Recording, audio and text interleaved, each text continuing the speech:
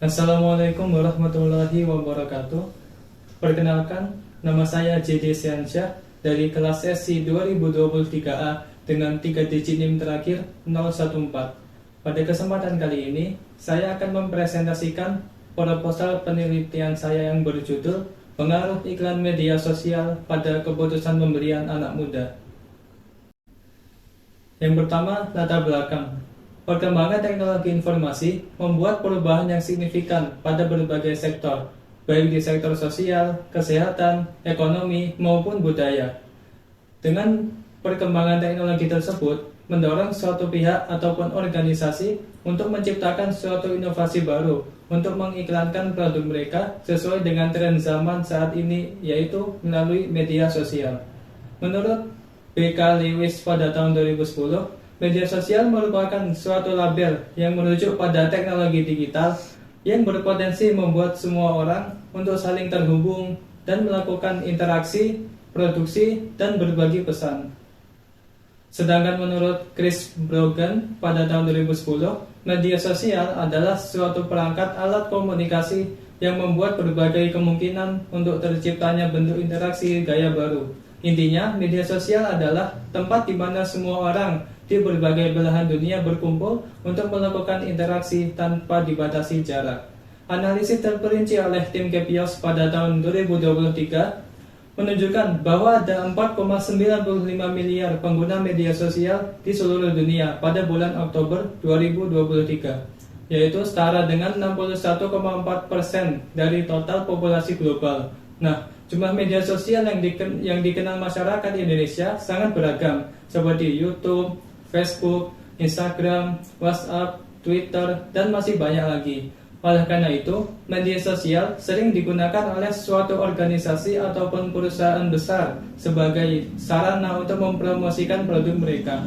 Nah, pada penelitian kali ini, kami menggunakan media sosial Instagram untuk mengetahui apakah iklan media sosial dapat mempengaruhi keputusan belanja, khususnya di kalangan anak muda sekarang. Selanjutnya ada rumusan masalah. Rumusan masalah dalam penelitian kali ini adalah: yang pertama, apakah iklan media sosial dapat berpengaruh pada keputusan belanja anak muda? Yang kedua, bagaimana respon dari anak muda terhadap iklan di media sosial melalui berbagai aspek, yaitu aspek penemuan, aspek ketertarikan, aspek penyimpanan, dan aspek pembelian. Selanjutnya, tujuan penelitian. Yang pertama yaitu untuk mengetahui apakah iklan media sosial berpengaruh pada keputusan belanja anak muda. Yang kedua, untuk mengetahui bagaimana respon anak muda terhadap iklan di media sosial melalui berbagai aspek, yaitu aspek penemuan, ketertarikan, penyimpanan, dan pembelian. Selanjutnya ada manfaat penelitian. Yang pertama, manfaat teoritis, yaitu diharapkan penelitian ini dapat memberi manfaat dalam kajian ilmu digital dalam bidang komunikasi bisnis. Lalu diharapkan juga penelitian ini dapat digunakan sebagai referensi penelitian-penelitian selanjutnya mengenai pemanfaatan teknologi digital dalam bisnis. Adapun manfaat praktisnya yaitu diharapkan penelitian ini dapat bermanfaat dan dipraktekkan oleh pengusaha-pengusaha kecil maupun besar untuk mempromosikan produk mereka melalui media sosial. Selanjutnya ada batasan istilah. Yang pertama, iklan. Nah, dalam penelitian kali ini, iklan yang dimaksud itu merujuk pada iklan yang muncul di media sosial yang menargetkan pengguna tertentu agar tertarik membeli produk tersebut. Yang kedua, ada media sosial itu sendiri. Nah, dalam penelitian kali ini, media sosial merujuk pada media online yang para penggunanya bisa dengan mudah berpartisipasi, berbagi, dan menciptakan isi meliputi blog dan lain sebagainya, dan dimanfaatkan oleh perusahaan untuk mengiklankan produk mereka dan mencapai target audiens yang ditentukan. Yang ketiga, keputusan pembelian. Nah, dalam penelitian kali ini, keputusan pembelian merujuk pada keputusan konsumen untuk membeli dikarenakan mereka melihat iklan yang beredar di media sosial. Selanjutnya ada landasan teori. Yang pertama, mengenai digital marketing.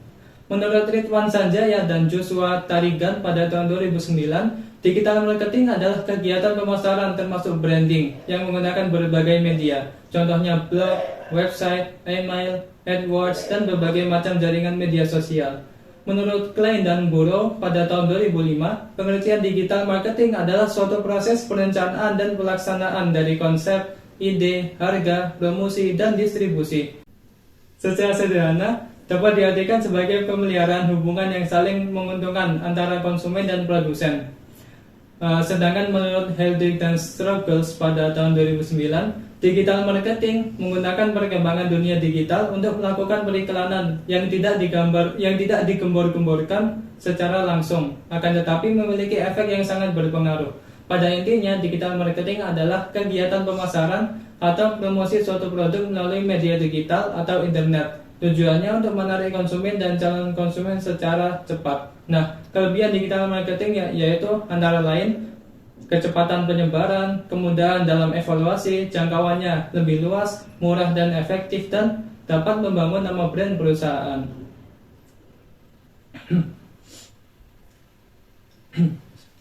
Selanjutnya, iklan. Iklan adalah semua bentuk komunikasi yang memiliki maksud untuk membujuk audiens untuk membeli suatu produk. Iklan juga bisa digunakan untuk memenangkan sebuah dukungan dengan mempengaruhi pendapat publik agar berpikir sesuai keinginan pemasang iklan. Iklan dapat dipasang di media massa seperti koran, majalah, televisi, radio. Di zaman digital ini, iklan juga dapat dipasang melalui internet, media sosial, dan website. Nah, adapun tujuan iklan yaitu memasarkan sebuah barang atau jasa, memberikan informasi terkait produk, membujuk konsumen, mengingatkan konsumen, membangun kesadaran konsumen, mengubah keyakinan mengenai produk perusahaan, menghasilkan penjualan secara langsung, dan membangun citra perusahaan. Selanjutnya adalah media sosial. Media sosial adalah platform digital yang menyediakan fasilitas untuk melakukan aktivitas sosial bagi para penggunanya. Aktivitas sosial yang dapat dilakukan di media sosial yaitu komunikasi dua arah, memberikan informasi atau konten berupa tulisan, foto, dan video yang terbuka selama 24 jam penuh.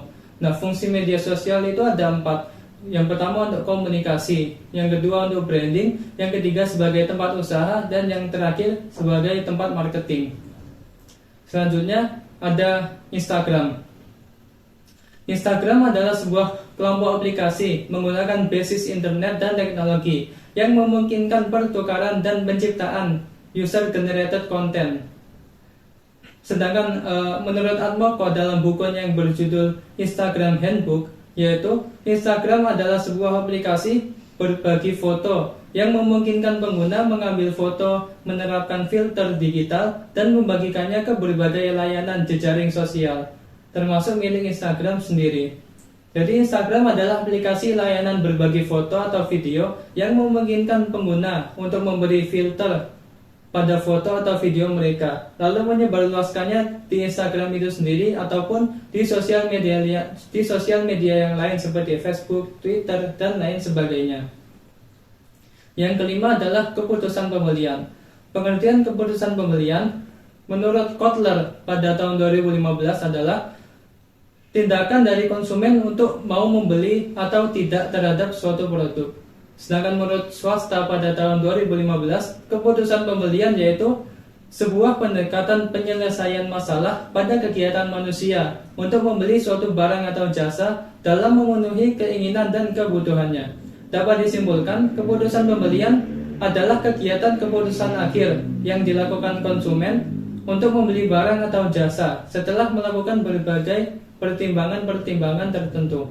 Menurut Philip Kotler, keputusan pembelian dipengaruhi oleh 4 faktor utama. Di antaranya yaitu faktor budaya, faktor sosial, faktor pribadi, dan faktor psikologi. Selanjutnya, jenis penelitian.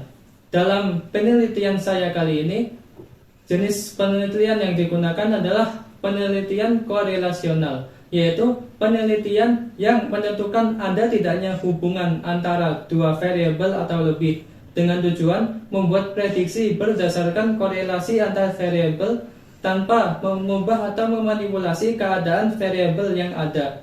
Pada penelitian ini, penelitian korelasional digunakan untuk mencari hubungan antara variabel penemuan iklan media sosial, ketertarikan pada iklan media sosial, penyimpanan terhadap iklan media sosial, dan pembelian terhadap iklan media sosial. Tujuannya untuk membuat prediksi tentang pengaruh iklan media sosial pada keputusan pembelian anak muda. Selanjutnya adalah pendekatan penelitian. Pada penelitian ini menggunakan pendekatan kuantitatif, yaitu metode untuk menguji teori tertentu dengan cara meneliti hubungan antar variabel yang diukur atau dituliskan menggunakan angka-angka dan dapat dianalisis berdasarkan prosedur statistik.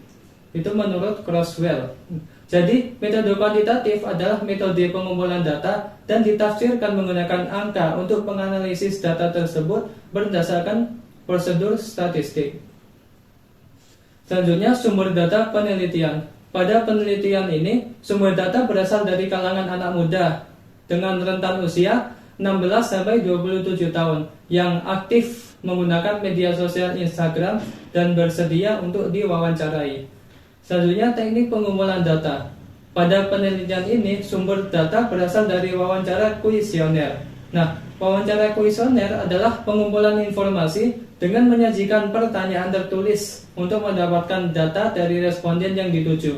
Berbeda dengan wawancara pada umumnya yang langsung bertatap muka, wawancara kuesioner tidak mengharuskan pewawancara untuk bertatapan langsung dengan narasumber. Nah, pada penelitian ini menggunakan jenis kuesioner Google Form, yang mana responden menjawab pertanyaan-pertanyaan melewati sebuah situs web yang diberikan oleh pemberi pertanyaan. Selanjutnya adalah teknik analisis data. Nah, pada penelitian ini menggunakan teknik analisis data deskriptif, yaitu teknik yang digunakan untuk menggambarkan dan merangkum data secara singkat, bertujuan untuk memberikan pemahaman awal tentang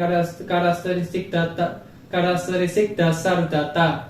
Teknik ini digunakan untuk mencari korelasi antara variabel sehingga dapat dilakukan prediksi dan membuat perbandingan antara data sampel. Sekian dari saya. Terima kasih. Apabila banyak kurang lebihnya saya mohon maaf. Wassalamualaikum warahmatullahi wabarakatuh.